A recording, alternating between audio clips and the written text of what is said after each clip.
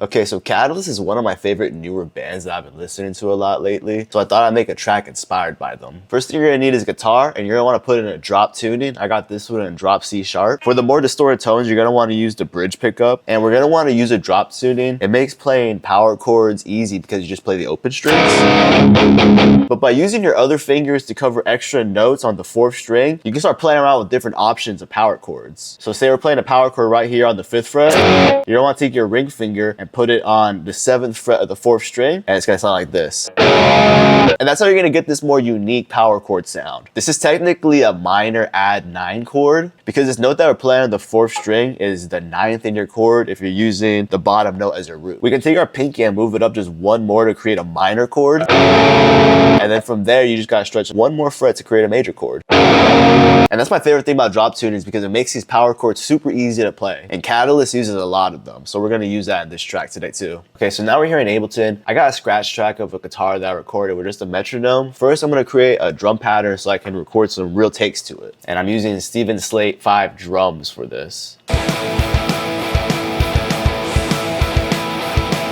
Okay, so I got this drum part written out for a rough chorus idea. Just gonna draw out a bunch of patterns because I'm usually just like to freestyle record a bunch of different ideas.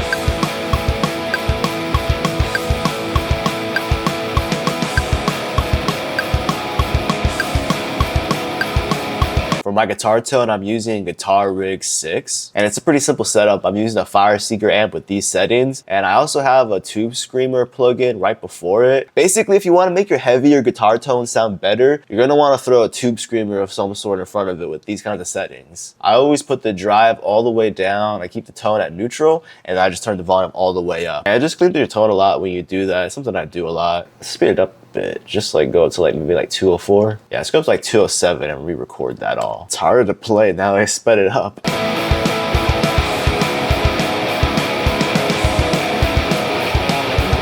Let's just go ahead and record the doubles in now. So I'm gonna take that first track and I'm gonna pan all the way to the left, and I'm gonna duplicate it and pan the other track all the way to the right. So you got a different guitar take in each ear.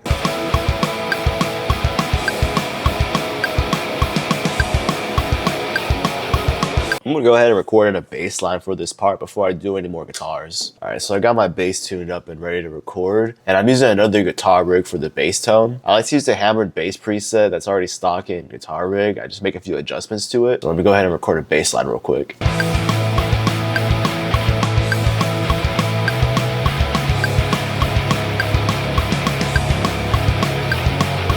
Okay, now I have something to start with. I'm just gonna timeline what I have right now real quick. Usually with guitars, I'm just able to press Control U and quantize everything like that, and then just go in and make fine adjustments if I need to. But for the bass, I usually have to end up doing that manually. And I just do that by putting it in a complex warp mode, and then I just press Command 4 to turn off the snapping on the grid, and then I just click and drag these little notes to manually adjust everything.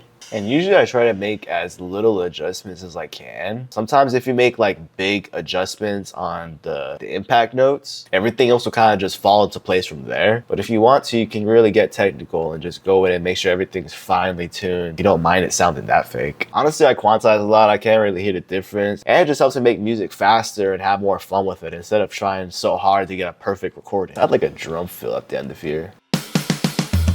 What if we cut there and transition to a different part here?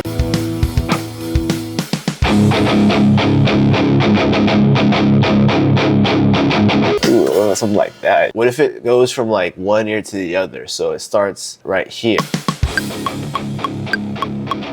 And then this one over here. And then all of them right here. I can like do like a halftime thing with the drums.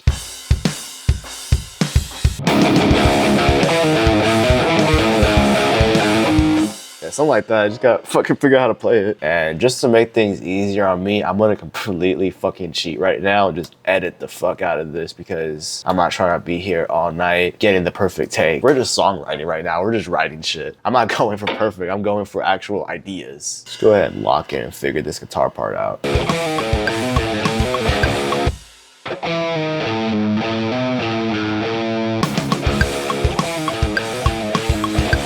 We're gonna go ahead and heavily quantize these. This might seem a little ridiculous that I'm recording it bit by bit, but trust me, there's so many records where they've gone in and recorded guitar and bass parts note by note. As long as I can make it sound natural in the edit, it's fine. Something like that.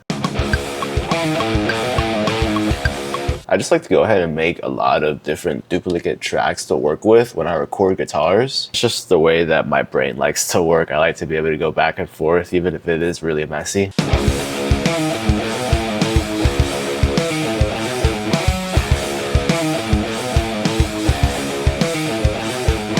Let me hear all together. I've been stuck in this part forever.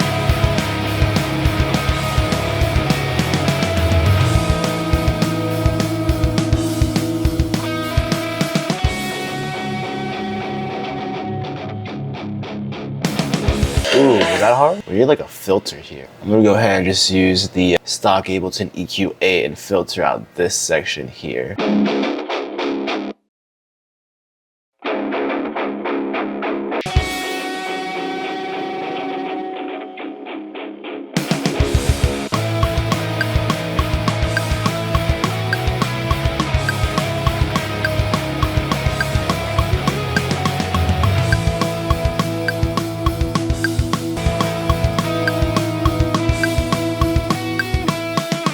I feel like maybe I should work on a part that goes before this main chorus section. I can do like a clean, sparkly intro and then have a drum section come in, and then we have to break that after that part. Basically now I have to write the first part of the song.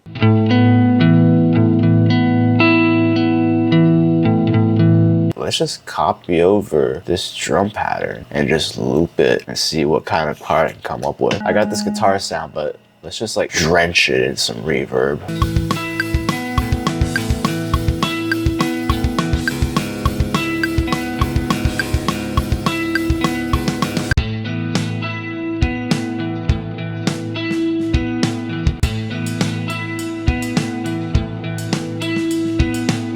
I feel like I need a different drum groove.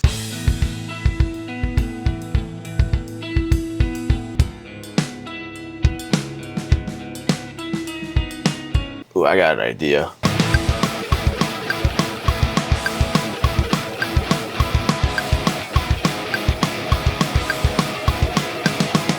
Now we just need to do that section on bass.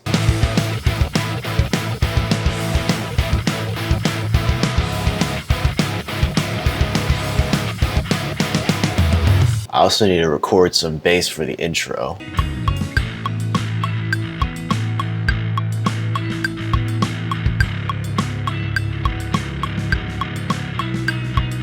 Let me add some like effects and shit to the intro to give it like a more authentic sound. Let's look on Splice. Let's look through like some vinyl effects. Maybe something like that could be cool. Now let's put like RC20 for the intro.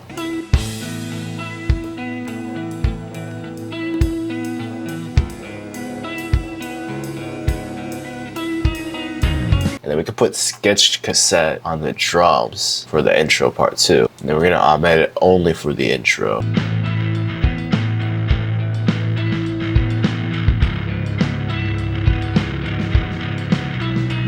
Let's start with these rhythm guitars.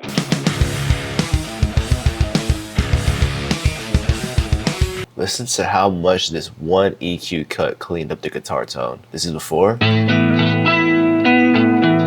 Hear that ringing, and then this is after. It's gone, and it sounds so much cleaner. And because now that's gone, I can boost the high end even more without raising that annoying frequency. So I'm gonna get a brighter and cleaner high end tone. Nah, I don't like that TV effect. Let's do this one, it's a little bit more like lo-fi.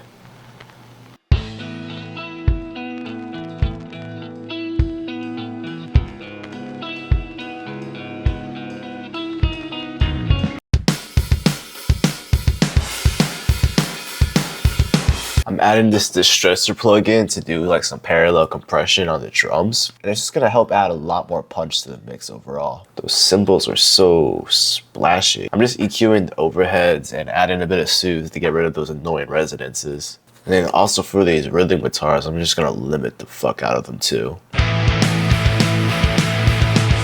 And And that's how I would write a Catalyst track. I'm gonna go ahead and play the full mix and master beat right now. That shit took forever, so make sure you like and subscribe, please.